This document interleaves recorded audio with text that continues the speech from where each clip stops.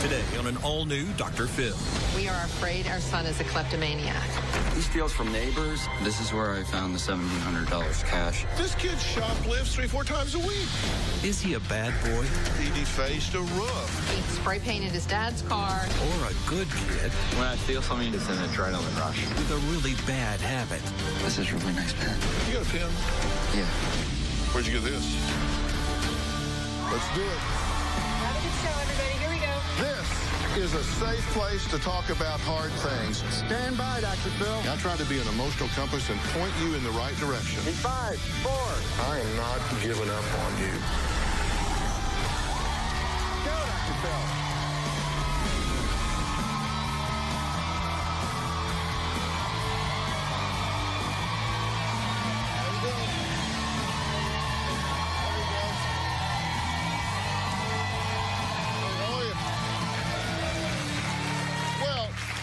Take a look at all of this. CDs, credit cards, candy, watches, money, sunglasses, cell phones, an eclectic mix of stuff.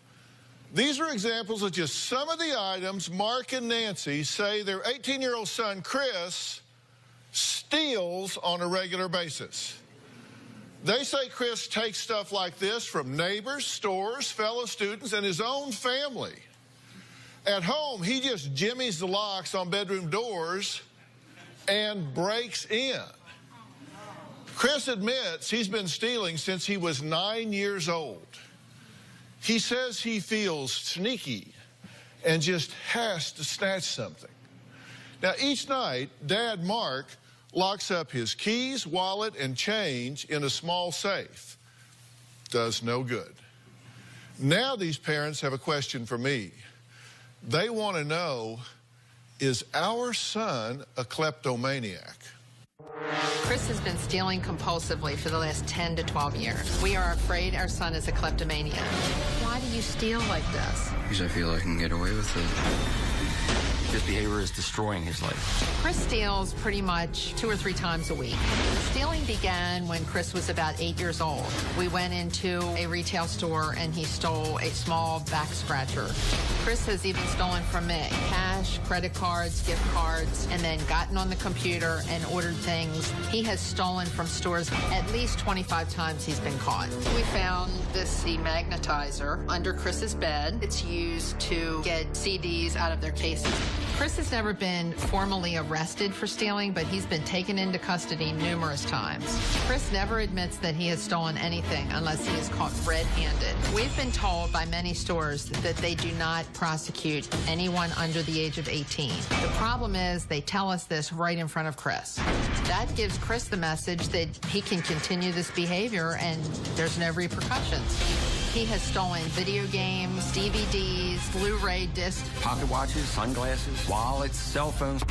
Chris has stolen at least $12,000, $13,000 from different stores. He steals from neighbors. He steals from people from school. He's stolen a dirt bike from a neighborhood kid. He stole a Kindle tablet from a classmate. Chris went into my husband's closet and stole $1,700 in cash. I wanted to beat the hell out of him, but I knew that wouldn't be the right thing to do. Nothing is safe with Chris around. This is a safe that Christopher broke into. He pried it. He tried to get a screwdriver in underneath it. I believe he has a hammer and he drill. It was damaged to the point where it's unrecoverable. We are desperate for help for our son. My biggest fear is that he'll end up in prison. Chris needs a huge wake-up call. Okay, this kid shoplifts 3-4 times a week. Yeah, he takes things from people and he just thinks that he's entitled to it. He thinks that, oh, what did I do wrong? I just he doesn't get it. Okay, but do you actually believe that he doesn't make the connection when he says, what did I do wrong? Do you think we're dealing here with somebody that doesn't connect? What's wrong is, I don't own this, someone else does, I took it, that's not right. Yes, do you think he really doesn't connect that up? We don't know. I mean, we try to turn things around. Like if he has a cell phone or if he has a game, a handheld game, how would you like it if you set that down and when you came back to pick it up, it wasn't there and somebody took it? How would you feel about that? I don't know. But you've taken him by the ear back to the store. Oh, yeah. Yeah, we do. We always hold him accountable for what he's done. You've taken him back and made him confess. Right. And they've chewed him out. Right. Scared the bejeebers out of him. Right. And then they back that up with, but we can't prosecute because you're under 18. So then we bring him home and we say, okay, you know, you've lost privileges for this, this, or this, you know, because of what you did. And we just impose our own consequences at home. And we hope that he's going to get it. But every kid at some point takes something that isn't theirs. Right. I mean, every kid. When you were a child, if you took something that wasn't yours, either from another kid or at school or somewhere, raise your hand. 4, 5, 6. You are such a liar. Raise your hand. Okay. All right. Now, everybody. Most people at some point, they'll pick up something that wasn't theirs. But we're talking about a lot here.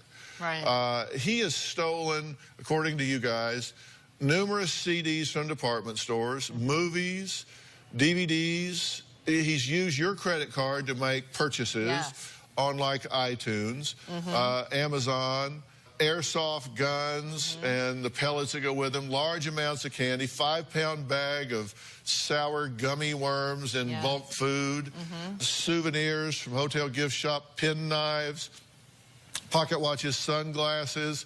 I mean, it just goes on and on and on. You've taken him to 40 or 50 psychologists, psychiatrists, physicians. He's been evaluated. He's been given tests. And you say all they've done is tell you PDD-NOS, pervasive developmental disorder not otherwise specified, and ADHD. Right. You say that's all you're getting out of it. That's actually a lot, by the way. You talk about that like, no, they didn't tell us anything. No, they told you a lot when they tell you that. The question is just, what do you do with it? Exactly. There's no plan on how to help him have better self-regulation and impulsivity control. He has no guilt when he steals. Not in the moment, no. He defaced a roof. You were fixing this roof up because you were getting the house ready to sell for a family member. You were going to have him put some ceiling on the roof, and instead he put a 10-foot by 11-foot Superman insignia on the roof. He thought it would be funny, and he thought it would be... $4 grand to fix this. $4 grand to fix. Couldn't erase it, so we had to put a new roof on. New shingles, Right. And his reason was he thought it would be neat for planes to fly by and see that.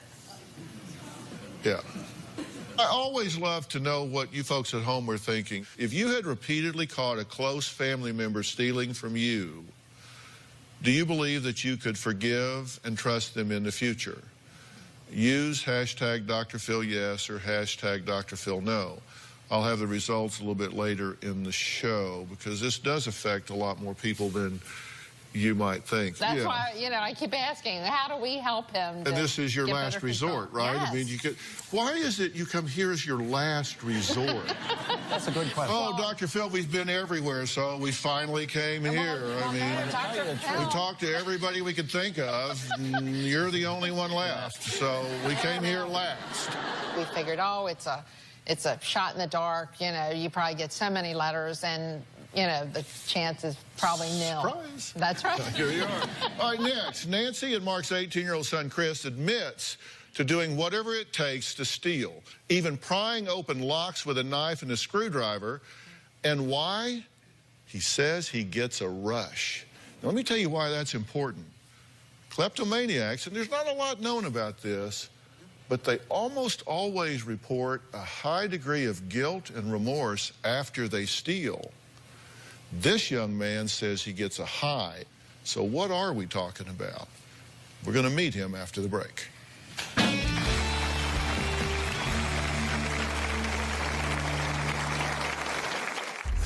This is how I break into my sister's room. I use a knife in order to do it. I like pry it open. Then I'll probably find something interesting, so then I'll try to take it. And later, you got a pen? Yeah. You took 2 of them. Where's the other one? It's in there. Where? Actually, no, it's not in there. It's in my pocket. Tomorrow on an all-new Dr. Phil. My Prince Charming turned into a nightmare. She would call me egghead and conehead. They've remarried once. Ask her if she's ever been wrong in an argument in the last 12 years. Don't tell me what to ask her. I'm asking you. Are they ready to tie the knot? You are sick. No, you are. Really? Really? I feel like I'm in a junior high lunchroom. A third time? I love him. I love her. I think I just threw up in my mouth. That's tomorrow. Chris has also had an issue with vandalism. Chris threw a cinder block at the neighbor's house when it was vacant. He just wanted to see what was in there. He has spray painted his dad's car, he scratched the back of my car, and he scratched the vice principal's car. He caused $1,600 worth of damage to the vice principal's car that we had to pay for. Nancy and Mark say their 18-year-old son, Chris, has been a thief and liar for most of his life. Now, Chris, on the other hand, says stealing is a rush. And when he gets away with it, it feels like a personal accomplishment. Let's listen to him describe it himself. I think I steal because I get the rush out of it, and whatever I see, I try to take it if it looks interesting to me. If I go into the store and there's cameras on the ceiling, I go to a place in the store where I know the cameras aren't pointing. When I get away with it, I feel like that is a success. This stuff is actually what I've taken from stores. Knife sharpeners, fire starter kits, headphones, portable chargers, pocket watches, knives, fake flashlights. I honestly have no idea how much stuff I've stolen. I probably steal 4 to 5 times a week. I'll look for money in my mom's purse, my dad's wallet, my sister's room, wherever I can find it. I mostly steal because I don't have the materials I need or I want, or my parents have taken away. I have broken into my sister's room and stolen her things. I do get a rush on trying to steal stuff. Well, Chris is pretty proud of his 5-finger discount abilities, so he allowed our cameras to follow him as he showed us a typical day in his life. And most importantly, listen to his thought process as he kind of parses out his day. This is what a typical day looks like for me. I wake up around noon. Maybe about 2 hours later, I go around the house looking for stuff to take. This is how I break into my sister's room. I use a knife in order to do it. I like pry it open, slide it in between here, and then push it so the little nub is there, and then like kick it open. This is how I will look for stuff, just sneaking around. Then I'll probably find something interesting, so then I'll try to take it. This is where I found my Kindle before. When my parents aren't home and I'm all alone, I'll try to go into their room to see what's in there. This is where I found the $1,700 cash. It was in a little metal safe in the top corner of his closet, underneath some clothes. This safe has a fingerprint scanner, combination code, a key lock. I didn't worry about that because I used a Phillips head screwdriver and a hammer in the drill, and banged the screwdriver into here and then pried it open. Then I go outside and go around the neighborhood and look for things that I can take. Usually when I go out, I just go around the neighborhood for like an average walk, but then I see somebody else's garage open and I see something interesting in there. I'm just like, ooh, what's in there? I've probably stolen from neighbors about 3 or 4 times. There's a house over there that I actually took a little red motor scooter from. There's a lot of stores I've stolen from. I typically shoplift 2 or 3 times a week. I wouldn't feel remorse if I took like a video game or something, because I know there's like millions of copies of those. When I steal something and get away with it, I feel like it's an adrenaline rush. When I'm in the store and I see something that I want to steal, I am confident that I can get away with taking it. It gets my blood pumping. Okay, Chris, good to meet you. Good to meet you too.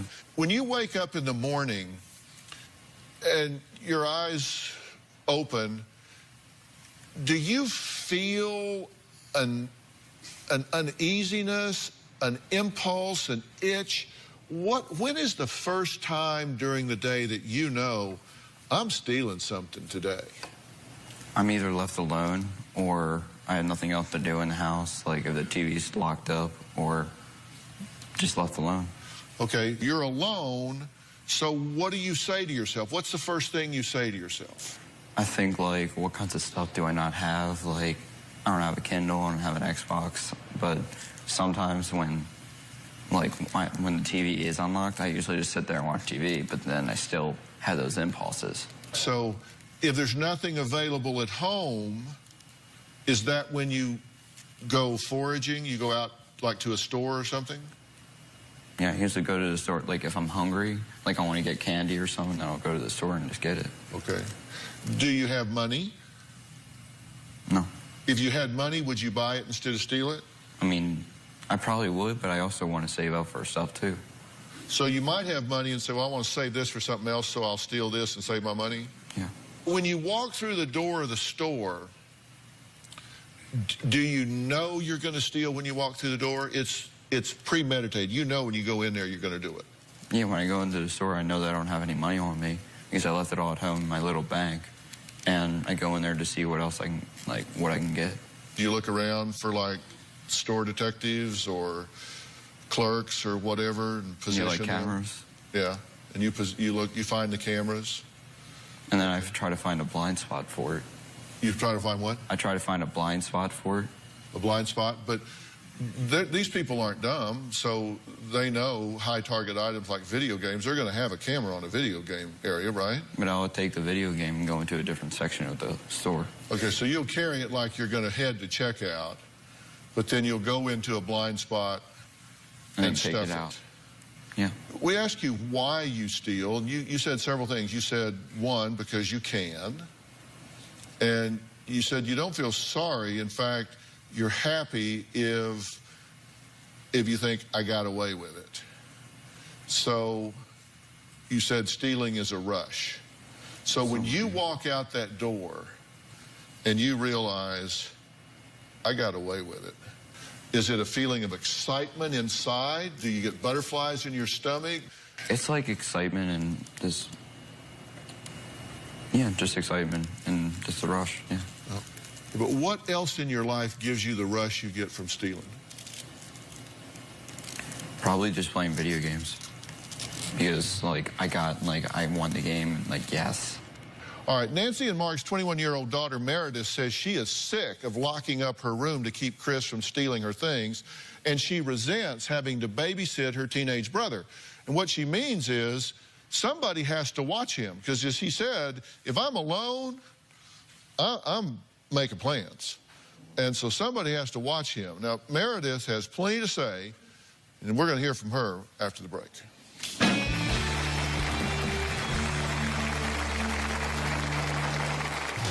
Chris steals many things from me. I have to lock my room with a key to keep my brother out. I keep most of my valuables completely outside of the house. I do not trust my brother. Did you get married when you were broke, but now you're successful? Or are you already financially secure and getting ready to tie the knot with someone who is not? Are you worried about what will happen to your money if your marriage fails? If you've asked your partner to sign a prenuptial or postnuptial agreement and you didn't get the reaction you hoped for, or you want to ask but you're afraid to, email me at dr.phil.com. Chris even steals from his sister. He steals cash from her room, he steals cell phones from her room. He'll just look around and he'll steal. He even stole $100 cash from his sister's bedroom that she had just earned from her wisdom teeth being removed. With like no remorse, he just steals from anybody. Well, Nancy and Mark say they have run out of options to get their 18-year-old son, Chris, to stop stealing. Now, Chris's older sister, Meredith, says she even has to lock her bedroom door just to keep Chris out, and she resents that she's had to put her life on hold to babysit her brother in order to keep him on track. Everything that happens at home revolves around Chris's actions and behavior. I do not trust my brother. I don't know many people that would trust my brother. He'll stab you in the back every time that you try to let him earn your trust. It's frustrating that you're 18 years old and you can't even be left alone. I still have to babysit you like you're 10. Chris steals many things from me, at least 3 to 4 times a week. He's stolen phones, iPads, computers. I have to lock my room with a key to keep my brother out. He will pry it open with a screwdriver or whatever he can find. He won't tell us how he does it. Because of the situation with my brother, I feel as though I have more guards up inside my own home than when I'm outside of it. I keep my valuables completely outside of the house instead of in my own home. It makes me angry that he steals my things. I work 3 jobs, so I work hard for any money that I make, and sometimes he just tries to swipe it from out under your nose. We're all losing hope. Okay, Meredith, I'm glad you're here, and you don't trust your brother, do you? No. If she doesn't watch you and you're left alone, you will victimize her, right? So if she has something you want, you're going to go in and get it. Yes.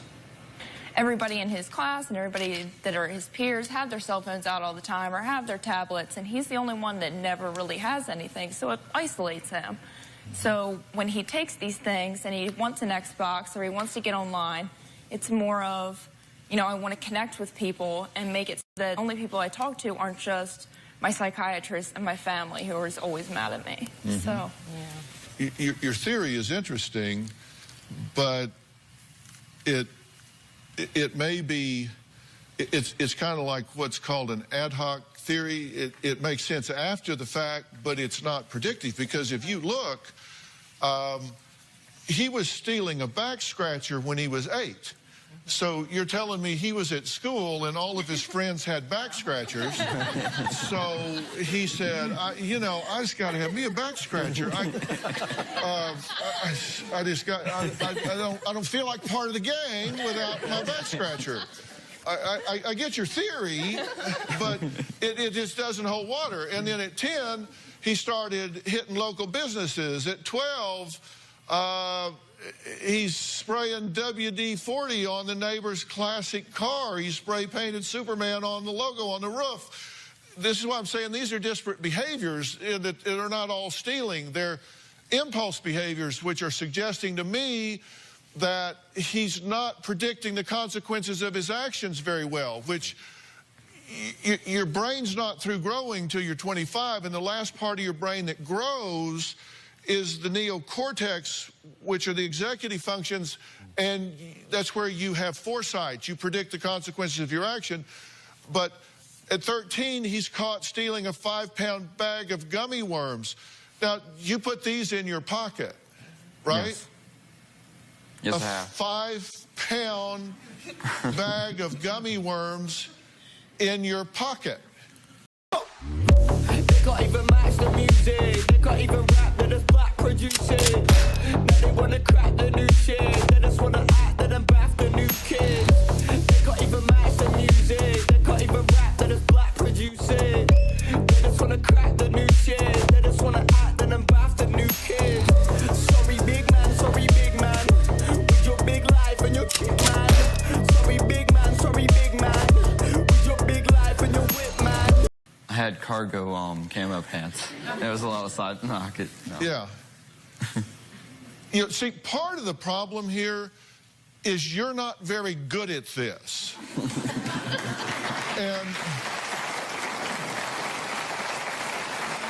And I know you're probably thinking that, oh, you have no idea, because you've been caught like 25 times shoplifting, and you think, oh, you have no idea. That's like a 20% failure rate. Still, that's not very good. If I was a pilot and crashed 20% of the time, I would get a different job. You're not a very good thief. Then at 14, as he gets older, his taste mature. He goes from gummy worms to jewelry and phones and things like that. Then this airsoft thing, which looks very real, as you point out, then he gets mad, scratches up the vice principal's car, stole $1,700, threw a concrete block at a house, attempted to steal headphones and a wool hat from a department store, cell phone. I mean, it just goes on and on. So there's something going on here more than just stealing and just trying to fit in, although I'm sure that's part of it. You got a pen? Yeah. You got another pen? No. Chris admits to being a little sticky with the fingers, so we left him alone in one of our green rooms to see what would happen.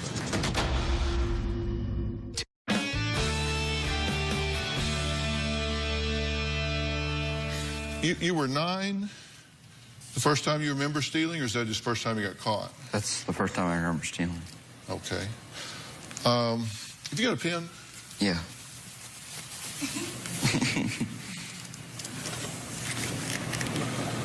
Where'd you get this? From the hotel. You stole this from a hotel? You got another pen? No. Chris admits to being a little sticky with the fingers, So we left him alone in one of our green rooms to see what would happen.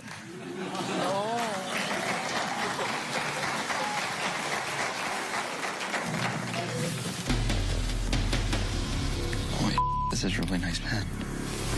I'm so cool with this pen. That's awesome. The fact that this one screws in, it looks like a laser pointer.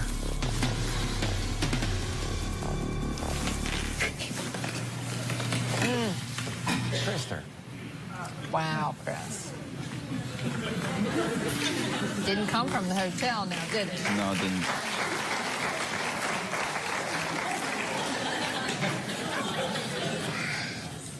You got the laser pointer looking one? No, that's the one I'm talking about. This is the laser pointer looking one? You took two of them. Where's the other one?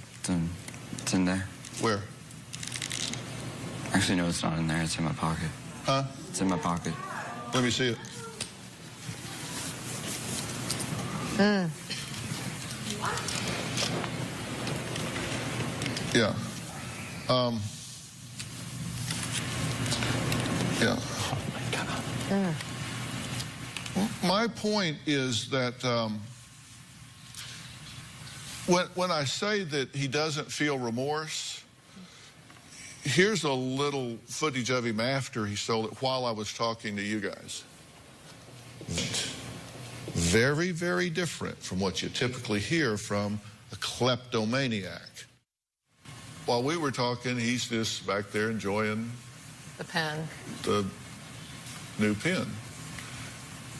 Now, this goes back to my point that you're just not very good at this.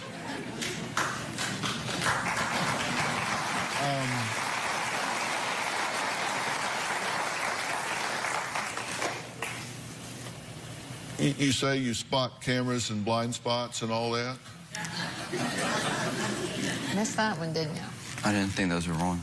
I'm sorry? I didn't think those were wrong. You didn't think those were rolling? Yeah. You're not very good at this. Which means that you're kind of like the pilot that keeps crashing.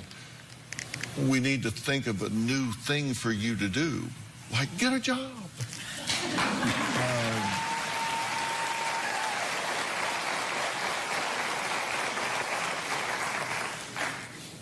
Buy your own pen.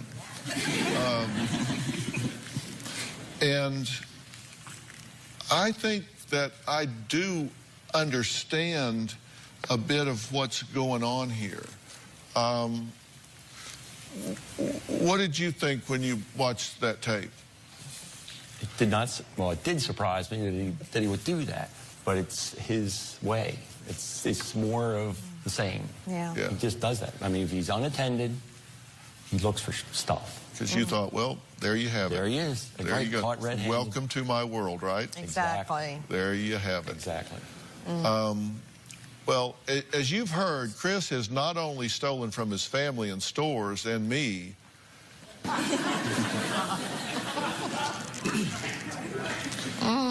I got my stuff back.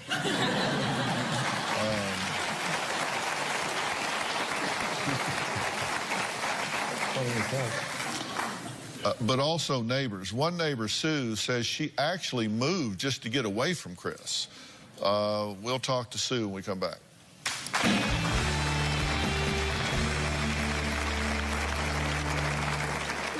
Tomorrow on an all-new Dr. Phil. They married each other twice. I love him. I love her. Is the third time a charm? You are sick. No, you are. I'm pretty sure it's I you. feel like I'm in a junior high lunchroom. That's tomorrow. One day, Chris went to the local grocery store and decided to steal gummy worms. He got a 10-pound bag of gummy worms and put them in his side pocket of his cargo pants and tried to sneak out of the store. So security called him. And they realized that he had a gun in his coat pocket. It was an airsoft gun. They said that he could have been seriously injured. It was just a pellet gun, but it certainly did look real. He almost got shot for stealing a 10-pound bag of gummy worms. Wow. Sue lived next door to them for 6 years, but Sue says she finally felt like she had to move because of Chris's behavior. I lived next door to Mark and Nancy for 6 years. I've always been close to the family, and we've been friends for about 15 years. Living next door to Chris was very chaotic. He was very impulsive. Chris would often take things from my children and from our house. I felt like I had to lock things up. One day I told Nancy that Chris had been stealing from us, and I could tell she was really upset over it. Chris would often go into different neighbors' garages and take whatever he wanted. I genuinely think Chris is a good kid. He just has some impulsivity, some deep other-rooted issues that I really think need to be addressed. One of the biggest factors of us deciding to move was Chris's stealing. I would say it's the biggest factor. I didn't want to tell Nancy that because I didn't want to hurt her. They've been through enough already. Well, Sue is joining us via Polycom. Sue, thank you so much for joining us. Were you a victim of Chris? Did he steal things from you? He's taken things from my children before, but I do know of other neighbors where he went into a garage and stole like a skateboard from one of our other neighbors. Did you guys kind of know to watch for Chris, or what was the thought? The neighbors would always talk and want to keep an eye on what he was doing and things like that. And if anything ever happened in the neighborhood, he would always be blamed, whether it was him or not. It's so good to hear from a neighbor, and you know, it's a good thing to know your neighbors so you can be on alert and know what's happening in your backyard. And everybody always says, you know, I say you need to know your neighbor. Because, oh, there's an app for that. You know, there actually is a free app out there. It's a great new app called nextdoor.com. And just because of this, because of the need for communication and to rule out miscommunication, I actually asked the co-founder and CEO of nextdoor.com, Nirov Tolia, to come to the show today and talk about it. Nirov, thank you so much for being here. I really appreciate it. This app, Nextdoor, is all about exactly what we're talking about here, this and anything else. We need to know our neighbors, but everybody's too busy, right? Right. There are so many ways that our neighbors can help us. There's just no easy way to reach out and get to know them and ask for their help. And in a world where technology is making it so easy for us to communicate with people across the globe, there needs to be some way for us to get to know the people right outside our front doors. Yeah, and I saw a stat that like a third of us cannot name one neighbor. We've lost touch with our neighbors, but we can change that. We can use technologies like Nextdoor to bring back a sense of community to the neighborhood.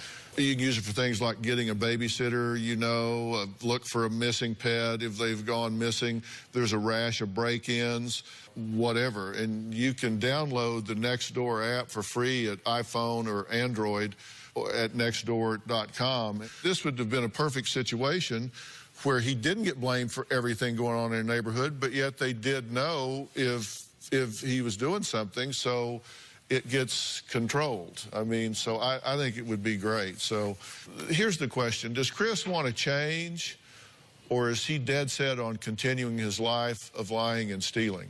I have a proposition here and something I want to say about Meredith as well. We'll be right back.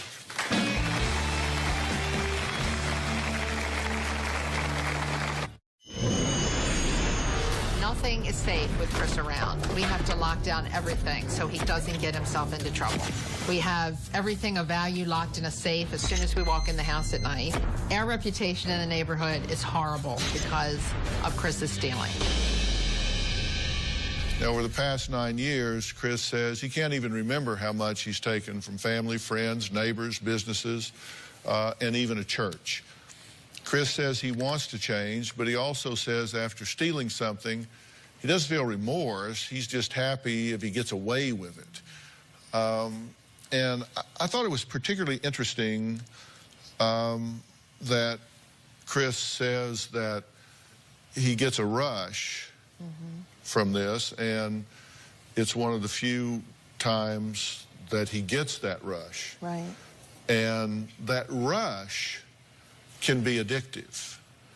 And so he keeps going back for that adrenaline rush, for that neurological rush. So if you understand someone's currency, then you can begin to understand their behavior. You follow what I'm saying? Right.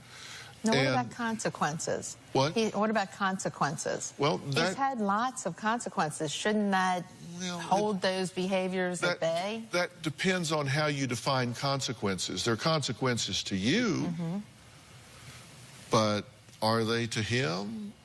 I mean, does it really matter? It's like, you know, some children you put in a timeout, they love being alone. You're going in timeout. Oh, God, thank you. You know, you have to define currency based on the individual. And that's the problem. People don't do that. You have to understand their motivation and what makes them tick in order to understand how to modify their behavior. And you say he needs a wake-up call. You're right, but at a very different level. And first off, you need to turn her loose.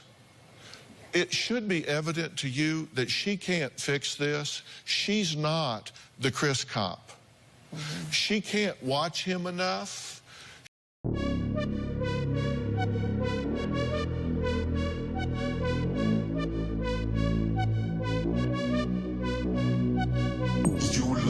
International. Girl, what's your name? I have to know. Ain't no one else in your lane. Let's fill this car with gas and go. No hesitation, I'm on it. If that's the way that you want it, that's cool with me, so let's ride. Let's go somewhere that you lie. She can't police him enough. What you're going to do is disrupt her life to no avail, because it's going to have no lasting impact on him whatsoever. Loved your theory. But it's a back scratcher, and his friends didn't have those. Yeah, loved your theory. But listen, I'm giving you your walking papers. This is way above your pay grade.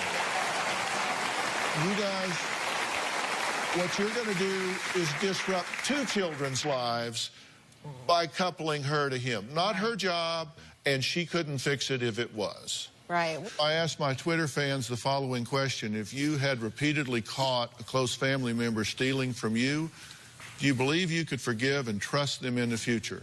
I'm going to have the poll results when we come back.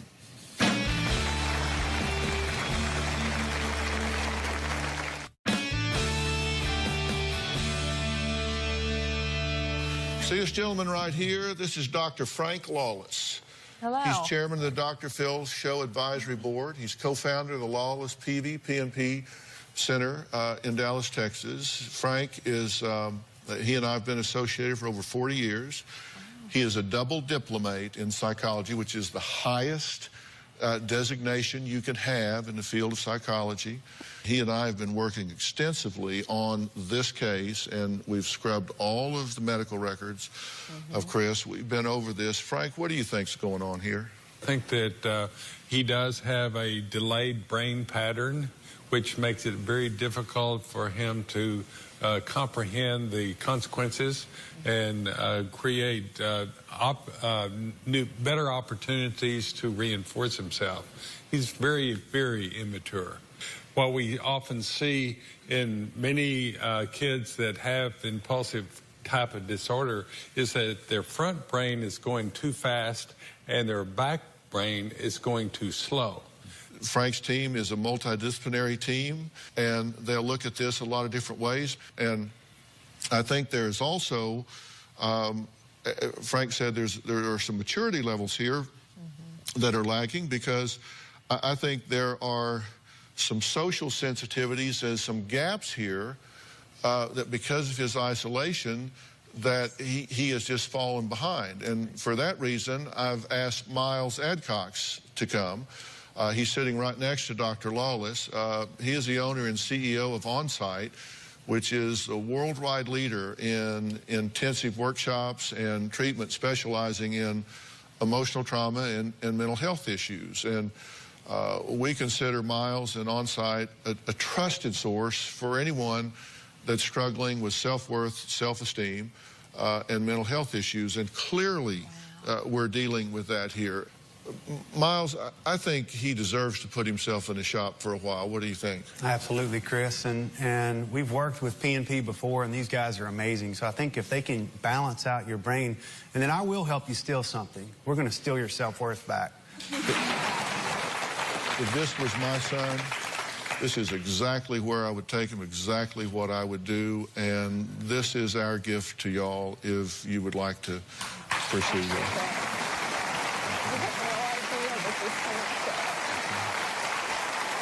So, Dad, what do you think? Absolutely, number one. I love to take advantage of this. Okay. All right. Chris, what do you think? Fair enough? Okay. Earlier in the show, I asked my Twitter fans this poll question. If you had repeatedly caught a close family member stealing from you, do you believe that you could forgive and trust them in the future? Here's what you had to say. 82% said no. 18% said yes. Now, that may seem terribly judgmental, but the truth is you don't give people the benefit of the doubt. You let them earn your trust by creating a new history that predicts a new future. So you do it based on data. So I agree with that. I'd like to thank all of my guests today, and a special thanks to Dr. Frank Lawless, Miles Adcox, owner and CEO of OnSite, and Nirav Tolia, CEO of Nextdoor.com. We'll see you next time. Thanks so much. All right, man. Grab on. This will work well. Okay? All right, guys. Thanks so much.